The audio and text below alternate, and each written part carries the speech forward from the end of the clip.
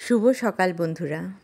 তো আমার চেহারা দেখে আপনারা, আমি তো এরকমভাবে কোনো দিন ক্যামেরার সামনে প্রথমে আসি না, তো আপনারা ভাবছেন যে বোধহয় আমার খুব শরীর খারাপ, কিন্তু ততটা শরীর খারাপ নয় যতটা আমার চেহারাতে ছাপ পড়েছে।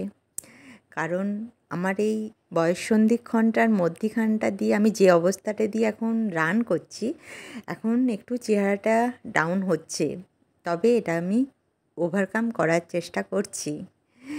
এটা আমার এজের সব মানুষেরই এটা হয়, এটা স্বাভাবিক। তাই এটাকে নিয়ে অতটা আমি শোরগোল করছি না, এটাকে স্বাভাবিক নিয়েই আমি এগিয়ে যাচ্ছি এবং বাড়ির সব কাজকর্ম আমি করে যাচ্ছি এবং আমার এজের প্রত্যেকটা মানুষকে, প্রত্যেকটা মানে মেয়েকে, বউকে আমি এই বার্তাটাই দিতে চাইছি।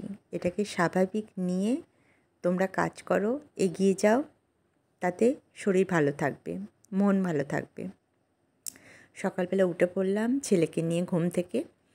তো উঠে সব কাজকর্ম, বিছানা তোলা, তারপরে চা করা, তো কিন্তু আমি ক্যামেরা ধরে আরম্ভ করে দিলাম। ক্যামেরা স্ট্যান্ড করে সব কিছু করা একটু চাপের হয়ে যায়।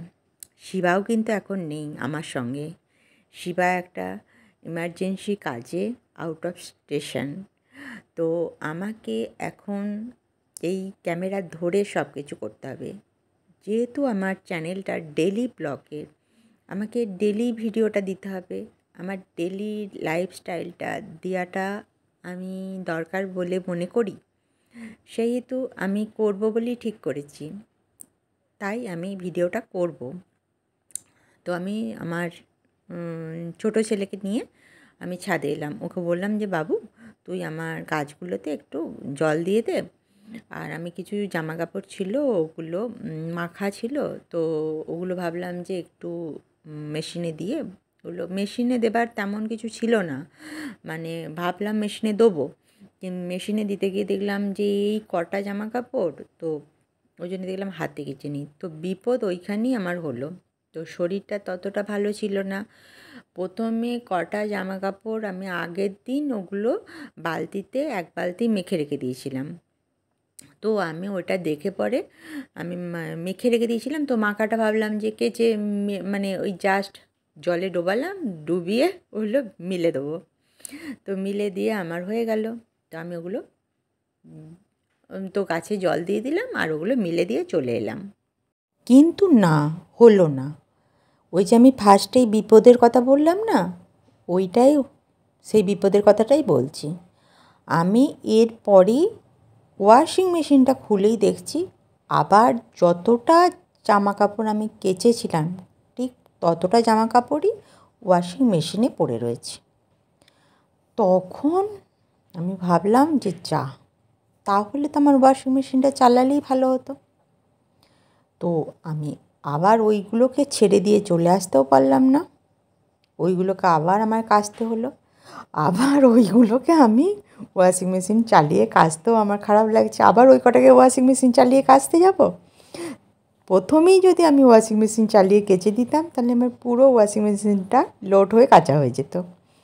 তো সেইটাই হয়েছিল আমার প্রথমেই একটা খারাপ কাজ। আমি প্রথমেই যদি দেখে নিতাম ওয়াশিং মেশিনটা খুলে, তাহলে একবারে ওয়াশিং মেশিন চালিয়ে আমার প্রচুর জামা কাপড় কাচা হয়ে যেত। তো আমি ক্ষেপে 2 বালতি কাচলাম একদিনে। একে আমার শরীরটা ভালো নেই, তার উপর আমাকে 2 বালতি কাচতে হলো। তো ওই রকমই হয় আর কি। তো ঠিক আছে, তো কেচে তো ফেললাম, পড়েও যায়নি, কিছু হয়েও যায়নি। তো কাচা হলো, গাছে জল দেওয়া হলো। তো আর ওপরে একদম টপ ছাদে উঠে দেখলাম আমার সাদা বেগুন গাছটা খুব দারুণ হয়েছে, কিন্তু সাদা পোকা লেগেছে। ওটা আমি দেখে চলে এলাম, ওটা ট্রিটমেন্ট আর করতে গেলাম না। আমি দেখলাম শিবা তো আসছে, ওই সব ট্রিটমেন্টে শিবা এসে করবে। ওর সাদা পোকাটাকে আমি দেখেই চলে এলাম। ওর যা বেগুন গাছটা যা সতেজ হয়েছে, মনে হলো সাদা বেগুন প্রচুরই আমরা খেতে পাবো এবং লোককে দিতেও পারবো। আমার যে বান্ধবী আছে উকড়াতে, ও রেশমি, ও আমার গাছের ফসল খেয়ে খুব নাম করে।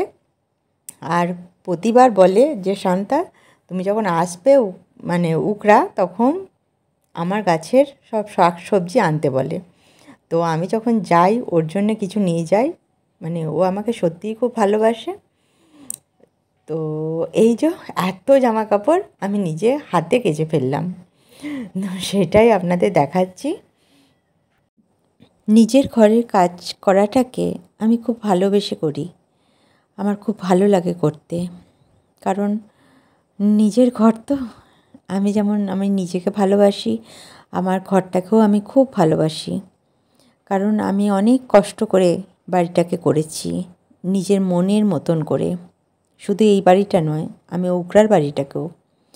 তাই বাড়ি ঘরটাকে আমার খুব সাজিয়ে গুছিয়ে রাখতে খুব ভালো লাগে। যতটা সম্ভব পারি ততটা সম্ভব নিজের মনের মতন করে সাজিয়ে গুছিয়ে রাখি।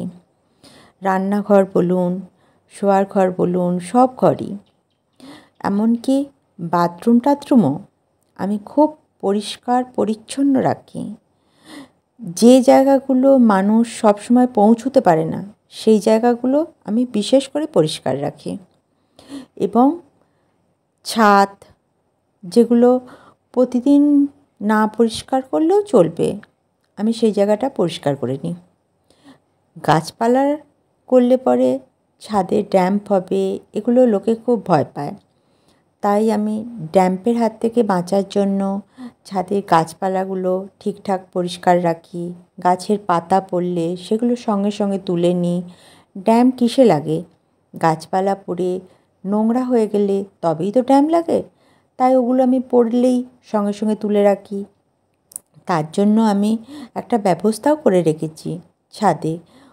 সব নোংরা টোংরা হলে যা কিছু ছাদের সব পড়ে সেগুলো আমি একটা পাত্র রেখে দিয়েছি, সেই পাত্রটার মধ্যে আমি ফেলে রাখি। তো ছাদ যেদিন, প্রতিদিন কি আমি ছাদ ঝাড় দিই? অবশ্যই না। যেদিন সপ্তাহে একদিন আমি ছাদ ঝাড় দিলাম, যেদিন দেখলাম অপরিষ্কার হয়েছে সেই দিন ছাদটা ঝাড় দিয়ে নিলাম। তো সেদিন একটা পাত্রে সব জিনিসগুলো আমি তুলে রাখলাম। তো আমার ছাদ তো এখানকারও ড্যাম্প হয় না, উড়ার বাড়িতেও ড্যাম্প হয় না। এবং দেখতে হবে নালিটা, জল পাস করার যে নালিটা, সেই নালিটা যেন কোনো মতেই না জাম্প হয়ে যায়। সেই নালিটা সব সময় আমাদের ক্লিয়ার রাখাটা খুব দরকার।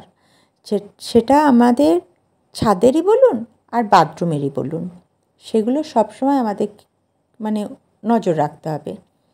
সেটা আমাদের বাড়ি করার সময় আমাদের সেই দিকে নজর রাখাটা সবচেয়ে দরকার। আমরা যখন, আমাদের বেশিরভাগই এখন আমাদের বাড়ি হচ্ছে মার্বেল বা টালি বসানো। তো মিস্ত্রিরা কী করে, বাড়িতে যারা টালি বসানো হয়, মার্বেল বসানো হয়, তাদের দেখবেন নালি করে না। বলবেন যে এরকম রুমেতে নালি করে কী হবে, এখন তো বাড়িঘর ধোয়াই হয় না, ধোই না নাকি। আমি তো শুনে মিস্ত্রিদের মুখে কথাটা শুনে তো অবাক, যে নালি করলে নাকি, নালিতে নাকি ধোয়াই হয় না, যে মুছে নিলেই হয়ে যাবে। তো ঢাল করবার দরকার নেই, ঢাল করতে হবে না। আমি বললাম না, আমি তো বাড়ি না ধোবো, আমার মেঝে ধোয়া হবে, তোমরা নালি করে দাও। তো আমার রুমের প্রত্যেকটা রুমে আমি নালি রেখেছি। তার কারণ আমি মাঝে মধ্যেই আমি ঘর ধুয়ে দিই, তাতে আমার বাড়ি ঘর রুম অনেক ক্লিয়ার থাকে। তো আমি কিছু জিনিসপত্র ওপরে তুলে নিই, মেঝেতে জল দিয়ে ক্লিয়ার করে দিলাম, মেঝে ধুয়ে পরিষ্কার হয়ে গেল। আর আমারও তো ফার্নিচার আছে, অনেক রুমে ফার্নিচারে ভর্তি। কিন্তু মিস্ত্রিরা মানুষকে কিন্তু অনেক প্রবলেমের মধ্যে ফেলে দেয়, আবার মিস্ত্রিরাই কিন্তু আমাদেরকে অনেক প্রবলেমের হাত থেকে বাঁচিয়ে দেয়। ওই কেন বলুন তো? কারণ ওরা যদি নালিটা ঠিক মতন করে দেয় তাহলে আমাদের জলটা একদম হুড় করে বেরিয়ে যাবে। কিন্তু ওরা যদি নালিটা ঠিক মতন না করে তখনই আমাদের প্রবলেম হবে। এক বালতি জল যদি আমরা যদি কেউ নালিটা নাই ধুতে চাই, মনে করুন আমরা যদি রুমটা যদি আমাদের কোনো কারণে আমরা নাই ধুতে চাই, ঠিক আছে, আমাদের অতটা রুম ধোবার দরকার নেই, আমরা কার্পেট পেতে রাখি, আমরা হ্যানা ত্যানা না, বলছিলাম যেটা, আমাদের তো ওই প্রবাসী বাড়িগুলোর মতন ওই ওখানে যেমন মনে করুন কাঠের বাড়ি, সবসময় কার্পেট পাতানো থাকে সব ঘরে। তো ওখানে তো মনে করুন জল দিয়ে ধোবার কোনো দরকারই হয় না। তো আমাদের তো সেরকম নয়, আমাদের জল দিয়ে ধোয়া যাবে। পুজো পার্বণে আমরা রুম ওয়াশ করি, আমি তো করি। আপনারা কে কে করেন আমি তো বুঝতে পারছি না, আমি কিন্তু করি। আর একটা কারণ আমি যেটা বুঝতে পেরেছি, আমার ছেলে মেয়ে যখন ছোট ছিল, আমার যখন পুরনো বাড়ি ছিল, আমার বাড়িতে নালি ছিল না। আমার বাড়ির গল্প তো আপনাদেরকে বলেছি, 135 ফুট লম্বা।